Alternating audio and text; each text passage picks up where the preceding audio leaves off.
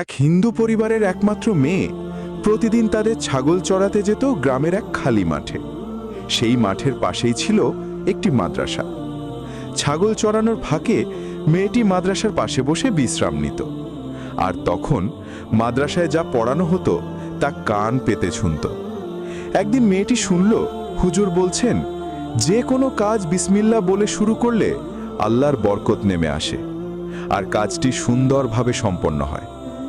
এই কথা তার হৃদয়ে গভীরভাবে গেঁথে গেল। সেই দিন থেকে সে যে কোনো কাজ শুরুর আগে বিসমিল্লাহ বলা শুরু করল। তার বাবা ছিলেন কাপড়ের দোকানের মালিক।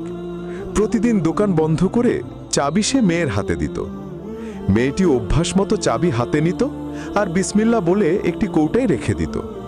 সকালে আবার বিসমিল্লাহ বলে বাবাকে চাবি দিয়ে দিত। দিন যেতে লাগলো। একদিন মেয়ের মা লক্ষ্য করলেন মেয়ে প্রতিটি কাজে বিসমিল্লাহ বলে। মা অবাক হয়ে মেয়েকে বোঝাতে লাগলেন, বকাঝোকা করলেন, তুমি হিন্দু মুসলমানদের মতো কেন কথা বলছো? কিন্তু তাতে কোনো লাভ হলো না। মেয়েটি কোনোভাবেই বিসমিল্লাহ বলা ছাড়ল না। তখন বাবা বললেন মাকে, এভাবে হবে না, ভিন্নভাবে চেষ্টা করতে হবে।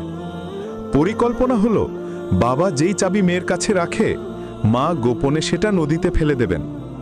তারপর যখন বাবা চাবি চাইবেন তখন প্রমাণ হবে মেয়ের বিসমিল্লাহ বলার কোনো শক্তি নেই।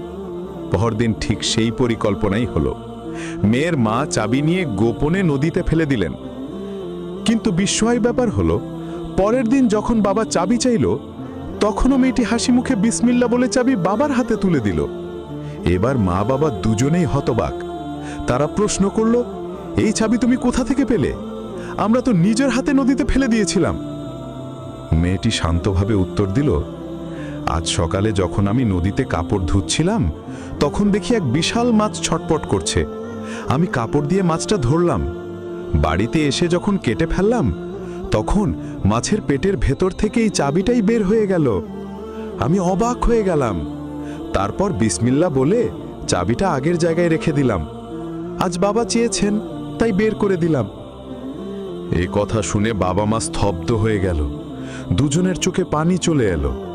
তারা হাত ধরে বললেন, মা, আজ আমরা বুঝতে পারলাম ইসলাম সত্য ধর্ম আর বিসমিল্লাহর মধ্যে রয়েছে অশেষ শক্তি ও বরকত। চলো আজই আমরা মুসলমান হয়ে যাই। এরপর তারা তিনজন একসাথে হুজুরের কাছে গিয়ে ইসলাম গ্রহণ করলেন। নীতি কথা, এই গল্প আমাদের শেখায় আল্লাহর নামের মধ্যে অশেষ বরকত রয়েছে। একবার সত্যিকারভাবে আল্লাহর নাম নিলে তিনি অদৃশ্য